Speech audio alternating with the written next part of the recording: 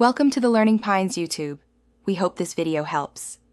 You're starting with Steam open on your PC. First, confirm it's running in desktop mode so you can change settings. Once Steam is active, look at the top menus and open View to find the Big Picture option. This tells you whether the mode is currently engaged. If Big Picture is open, press ESC or click the controller icon to return to desktop.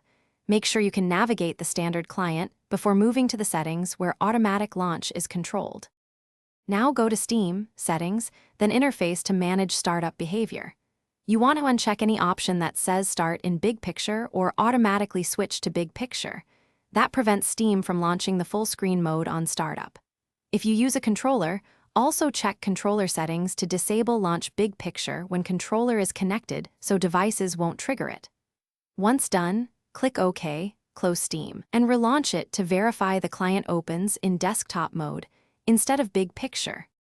Finish by testing Steam launch with your controller unplugged and then plugged in, because controller-triggered options are common causes.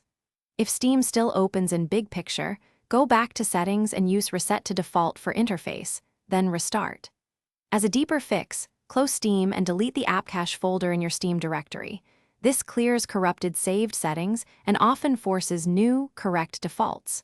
If problems continue, sign out and back in to force cloud sync of your updated preferences. Thanks for watching. Consider subscribing if we helped you.